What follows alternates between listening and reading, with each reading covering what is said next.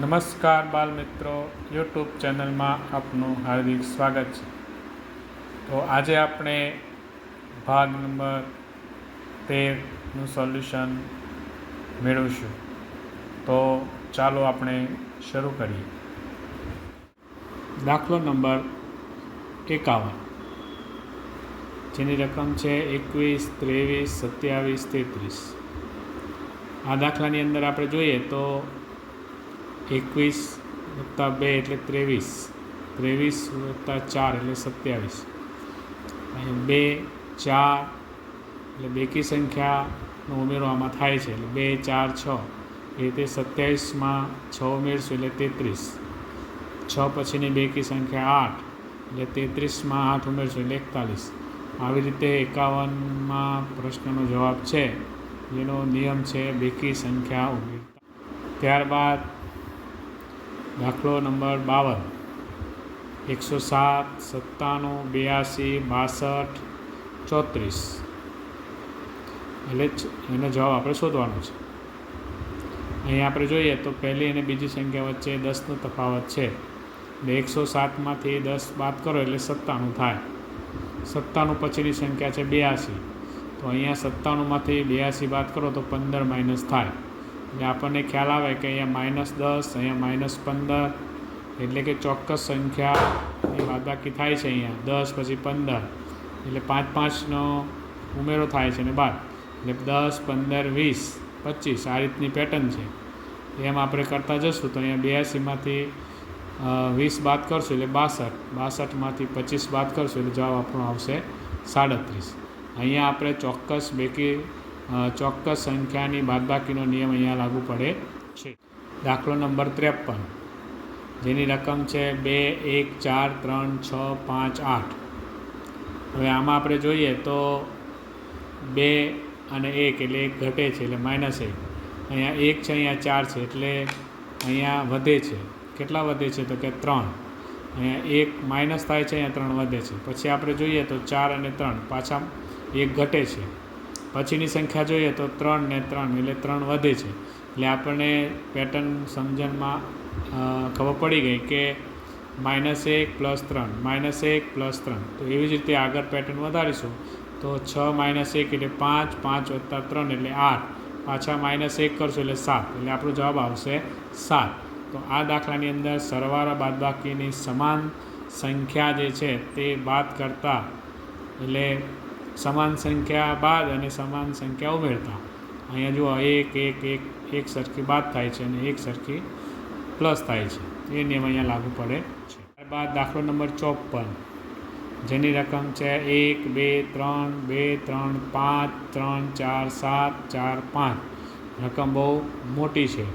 તો હવે અહીંયા આપણે જોઈએ તો આ થોડો અલગ પ્રકારનો દાખલો છે. તો કેવી રીતનો છે તો તમે જુઓ તો અહીંયા 1, 2, 3 પછી એટલે 1 + 2 એટલે 3, પછી 2 + 3 એટલે 5, 2, 3, 5, પછી 3 + 4 એટલે 7, 3, 4, 7. આ રીતની પેટર્ન છે. આમાં પહેલી બીજી સંખ્યાનો સરવાળો એટલે ત્રીજી સંખ્યા, તો ચોથી પાંચમી સંખ્યાનો સરવાળો એટલે છઠ્ઠી સંખ્યા, 7મા 8મી સંખ્યાનો સરવાળો એટલે 9મી સંખ્યા. એ જ રીતે પેટર્ન આગળ વધારીએ તો 4 + 5, તો હવે આપણો જવાબ આવશે 9. તો આ રીતનો દાખલો જે છે થોડો અલગ પ્રકારનો અહીંયા પૂછવામાં આવ્યો છે. દાખલો નંબર 55, જેની રકમ છે 4, 7, 12, 19, 28. હવે મિત્રો આમાં તમે જુઓ તો 4માં 3 ઉમેરાય છે એટલે 7 થાય છે. અહીંયા પછીની સંખ્યા 12 છે એટલે 7 ને 5 12, 3, 5. એટલે આપણને પેટર્ન સમજાઈ ગઈ કે એકી સંખ્યાનો ઉમેરો છે આમાં. તો 3, 5 પછી 7 આવે તો 12 ને 7 19, 19 ને પછીની એકી સંખ્યા 9, 19, 9, 28, 9 પછીની એકી સંખ્યા 11 એટલે 28, 11, 39. અહીંયા ક્રમિક એકી સંખ્યાનો ઉમેરો આ પેટર્ન પ્રમાણેનો દાખલો છે.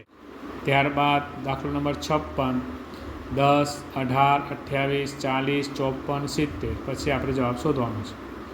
અહીં આપણે જોઈએ તો 10, 18 એટલે 8નો ઉમેરો છે, 18 ને 28 અહીંયા 10નો ઉમેરો છે, પછી 28 ને 40 તો અહીંયા 12નો ઉમેરો છે. તો અહીંયા આપણે જોઈએ તો ક્રમિક બેકી સંખ્યાનો ઉમેરો થાય છે, 8, 10, 12, 14, 16, 18. એ રીતે આપણી પેટર્ન આવશે. તો આપણે એમ ઉમેરતા જશું એટલે 28માં 12 એટલે 40, 40માં 14 એટલે 54, 54માં 16 એટલે 70. હવે 70માં આપણે 18 ઉમેરીશું એટલે જવાબ આપણો આવશે 88. દાખલો નંબર 57, જેની રકમ છે 25, 22, 18, 13, 7. આમાં આપણે જોઈએ તો 25માંથી 22 બાદ કરીએ એટલે 3 -3 થાય છે. 22 છે, અહીંયા 18 છે. 22માંથી 18 જાય તો -4 એટલે કે અહીંયા -3 છે, અહીંયા -4 છે. તો ક્રમિક પ્રાકૃતિક સંખ્યાની બાદબાકીનો નિયમ આમાં લાગુ પડે છે. -3 પછી -4 પછી -5 -6 અને -7. એ રીતે આપણે પેટર્ન જોઈશું તો 25માંથી 3 બાદ એટલે 22, 22માંથી 4 એટલે 18, 18માંથી 5 બાદ એટલે 13, 13માંથી 16 બાદ એટલે 7 અને 7માંથી 7 બાદ કરો તો આપણો જવાબ આવશે 0. અહીંયા ક્રમિક પ્રાકૃતિક સંખ્યાની બાદબાકીનો નિયમ લાગુ પડે છે. ત્યારબાદ 58મો દાખલો, જેની રકમ છે 2, 5, 10, 17, 26. હવે આમાં જોઈએ તો 2, 3, 5, 5 ને 5 10 એટલે 5, 5, 10 એટલે 3, 5, 10 ને 7, 17 એટલે 7. એકી સંખ્યા ક્રમિક એકી સંખ્યામાં ઉમેરવામાં આવેલી છે.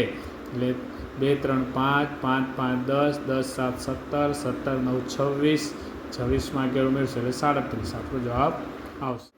ત્યારબાદ 59 દાખલો 1, 4, 9, 16, 25. આમાં આપણે જોઈએ તો સંખ્યા જોઈને ખ્યાલ આવે કે પૂર્ણ વર્ગ સંખ્યા છે.